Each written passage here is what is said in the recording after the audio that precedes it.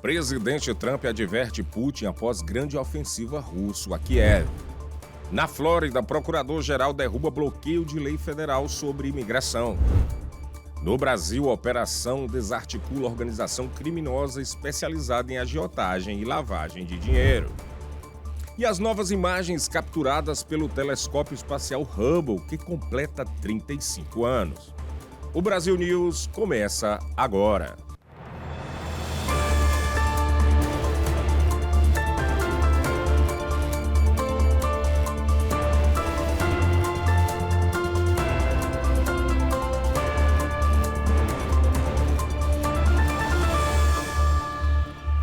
Boa noite. O presidente Donald Trump advertiu o presidente russo Vladimir Putin nesta quinta-feira após uma grande ofensiva do país a Kiev. Trump deixou claro a insatisfação dele após o último ataque do país à capital ucraniana. Ele ainda chamou Putin para as negociações do acordo. Trump escreveu, abre aspas, Vladimir, pare, 5.000 soldados por semana estão morrendo. Vamos fazer o acordo de paz, fecha aspas. Ainda de acordo com as autoridades ucranianas, a Rússia usou mísseis e drones para atingir Kiev desde as primeiras horas desta quinta-feira, matando mais de 10 pessoas. Cerca de 90 ficaram feridas. O procurador-geral da Flórida enviou uma carta às autoridades policiais do estado para reafirmar que elas podem fazer cumprir uma lei de imigração que está bloqueada na Justiça. A repórter Lorena Gomes está chegando com todos os detalhes.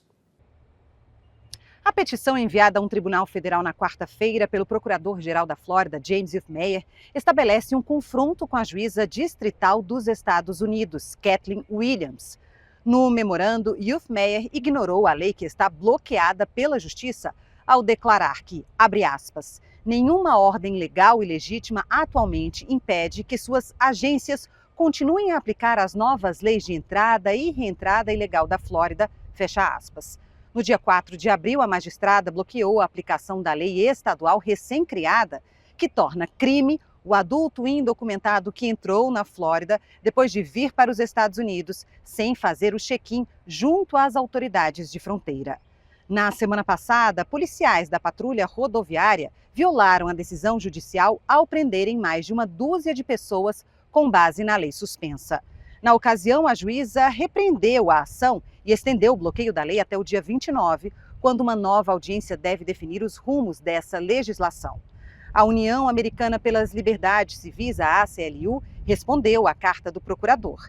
Ela diz que a ordem da Justiça Federal foi clara ao proibir o Estado e os oficiais a cumprirem a lei estadual e que ela seria inconstitucional. E por falar no procurador-geral da Flórida, na terça-feira, James Youthmeyer entrou com uma ação judicial contra o Snapchat. Segundo a denúncia, a plataforma viola as leis estaduais e permite práticas que colocam em risco a segurança dos jovens usuários. Youthmeyer diz que o Snapchat usa recursos de mensagens que desaparecem, e isso cria um ambiente propício para que predadores sexuais e traficantes se aproximem dos menores de idade. Em resposta, a empresa disse que está revisando o processo e se comprometeu a responder no tribunal. E o homem acusado de uma invasão domiciliar que resultou na morte de uma idosa em Orlando confessou a culpa diante do tribunal na terça-feira. Ronald Davis, de 55 anos, tinha se declarado inocente anteriormente. Ao assumir o crime, ele foi condenado à prisão perpétua. Davis tem 30 dias para apelar da condenação. Em janeiro deste ano, ele invadiu a casa de Lucy Curl, de 85 anos, se passando por um agente comunitário. Ele atacou a idosa e a feriu gravemente. Ela morreu dias depois em decorrência das lesões. A vítima era a mulher de Bill Curl, um pastor conhecido da Primeira Igreja Batista de Orlando. E um adolescente de 17 anos foi preso depois de supostamente envenenar o leite da mãe adotiva de 77 anos em Deltona. De acordo com a polícia, a própria vítima foi quem fez a denúncia. Ela disse que sentiu um forte sabor químico ao tomar um copo de leite e que acreditava que o filho tivesse feito algo contra ela por causa dos conflitos que eles tinham. Segundo a polícia, o adolescente admitiu ter colocado água sanitária na bebida porque estava com raiva da mãe e não queria mais morar com ela. A idosa não apresentou nenhum sintoma, mesmo assim foi para uma avaliação médica. O filho foi preso por envenenamento, tentativa de homicídio doloso e abuso agravado de uma pessoa idosa.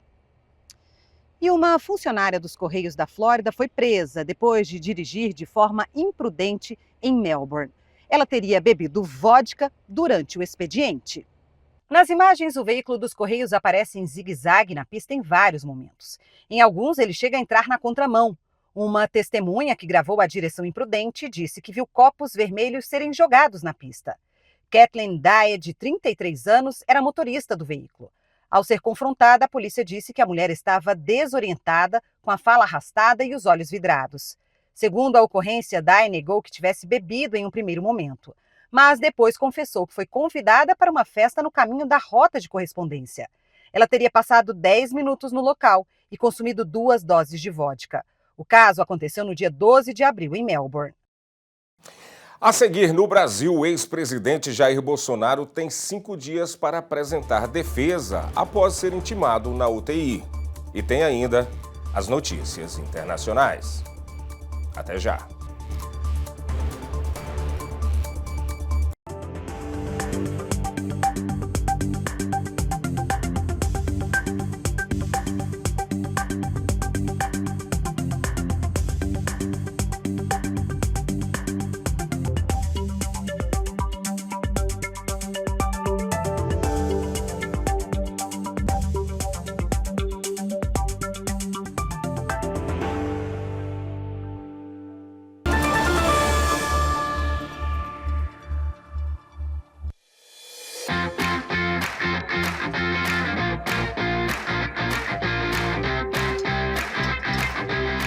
Mimoso traz para a sua mesa o autêntico sabor de Minas Gerais.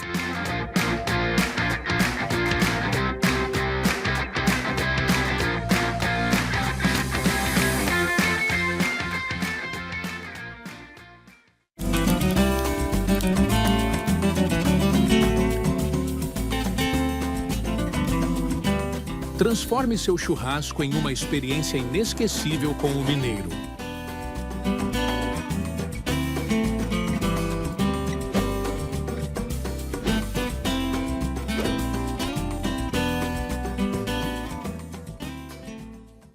Essa é a história da receita caseira do pão de queijo Forno de Minas. Uma história cheia de paixão, ingredientes naturais e muito queijo curado, feito aqui na Forno de Minas. Crocante por fora, macio por dentro. É impossível esquecer esse sabor, esse cheirinho e principalmente esse sentimento. Vó, tá pronto.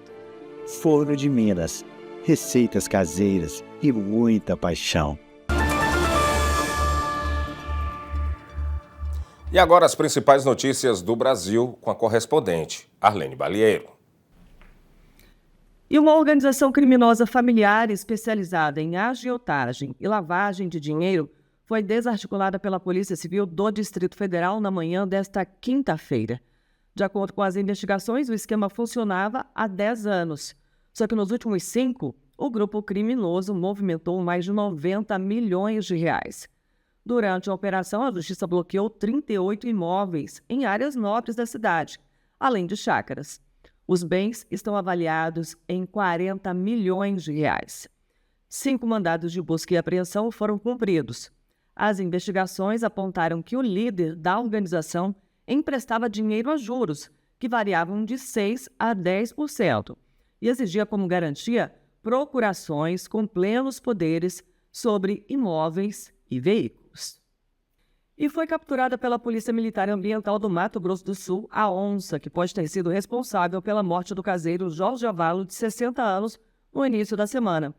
O animal foi encaminhado para o Centro de Reabilitação de Animais Silvestres, em Campo Grande, capital do estado. A onça macho pesa 94 quilos. A captura foi feita, segundo as autoridades, para evitar novos ataques.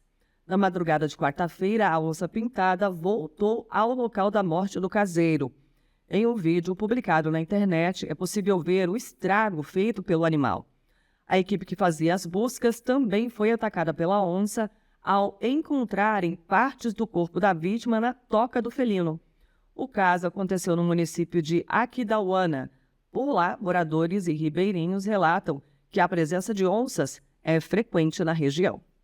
E um novo tremor de terra de magnitude de 2,5 na escala Richter foi registrado em Betim, região metropolitana de Belo Horizonte, nesta semana. A Defesa Civil disse que um abalo sísmico de baixa magnitude foi sentido por vários moradores da região. Houve relatos de tremores e estrondos, mas sem registros de feridos ou prejuízos. O caso foi registrado pelas estações de rede sismográfica brasileira e analisado pelo Observatório Sismológico da Universidade Brasileira de Brasília, a UNB. Essa é a segunda vez em um mês que a cidade é atingida por um tremor da mesma magnitude. Vale ressaltar que Minas Gerais é o estado com o maior número de abalos sísmicos registrados no Brasil. E após ser intimado ainda na UTI de um hospital, o ex-presidente Jair Bolsonaro agora tem um prazo para apresentar a defesa dele junto ao STF. Confira. A defesa do ex-presidente Jair Bolsonaro tem 5 dias para se manifestar sobre a decisão da primeira turma do Supremo Tribunal Federal, o STF, que o tornou réu na ação por suposta tentativa de golpe de Estado em 2022. Na quarta-feira, Bolsonaro foi intimado pelo STF dentro da UTI do Hospital Death Star, onde está internado em Brasília há quase 2 semanas. O ex-presidente assinou o documento no leito da UTI, mas questionou a ação. O STF, por sua vez, alegou que, após o ex-presidente ter participado de uma live, também de dentro do quarto do hospital, na terça-feira, já estaria apto a ser citado no processo, que tem como relator do caso o ministro Alexandre de Moraes. Os outros réus, do chamado Núcleo 1, já tinham sido intimados. E faltava apenas o ex-presidente Jair Bolsonaro. E ainda no Brasil, um agricultor brasileiro caminha para ser o maior produtor de cacau do mundo. Riachão das Neves, na Bahia, pode sair do anonimato. O motivo é o desenvolvimento de uma mega fazenda de cacau. É que o proprietário, Moisés Schmidt, planeja revolucionar a forma como o principal ingrediente do chocolate é produzido. Ele cultiva cacaueiros de alto rendimento, totalmente irrigados e fertilizados em uma área maior do que a ilha de Manhattan. O projeto inovador custa 300 milhões de dólares, mas não é o único.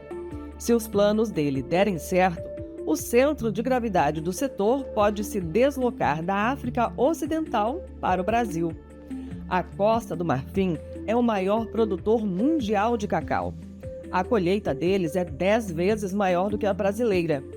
Gana, o segundo da lista, supera o Brasil em quase 4 vezes. No entanto, o setor global do cacau está em crise. Mas Schmidt e outros agricultores enxergam na dificuldade uma oportunidade. Eles buscam aplicar no setor a experiência em agricultura em escala industrial. A preparação começou em 2019. E nos surpreendeu, porque nós não esperávamos que ia ser tão rápido assim, essa baixa, né, da produção e esse incremento aí na demanda. As árvores plantadas pelo grupo já produzem 3.000 quilos por hectare, ou seja, 10 vezes o rendimento médio das áreas tradicionais de cacau no Brasil. A meta agora é que a produção supere 8 vezes o rendimento médio da líder mundial, Costa do Marfim, algo em torno de 4.000 quilos de cacau por hectare. Os amantes do chocolate agradecem esse tipo de produtor. Veja agora a cotação do dólar frente ao real.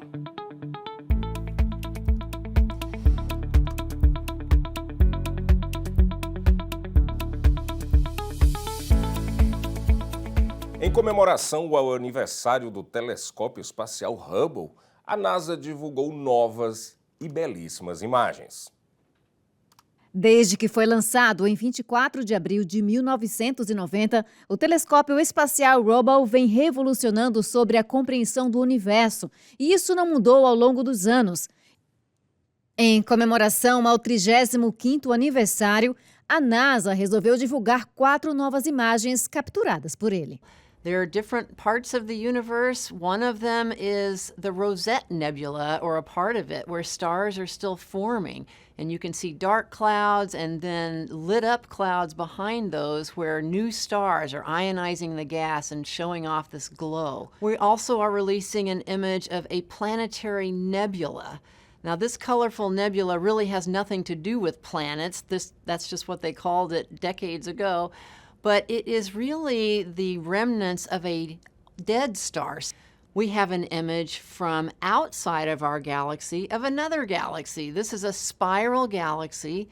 It doesn't look quite like we think our Milky Way does because the spiral arms are kind of smudged together. We call it a flocculent spiral. E por último, em nosso próprio sistema solar, as novas imagens de Marte, com diferentes características e perspectivas. Segundo a NASA, enquanto gira, Marte revela polos gelados e nuvens. Realmente belíssimas imagens. E essa edição do Brasil News termina aqui, mas você pode rever todas as notícias no nosso canal no YouTube. Boa noite.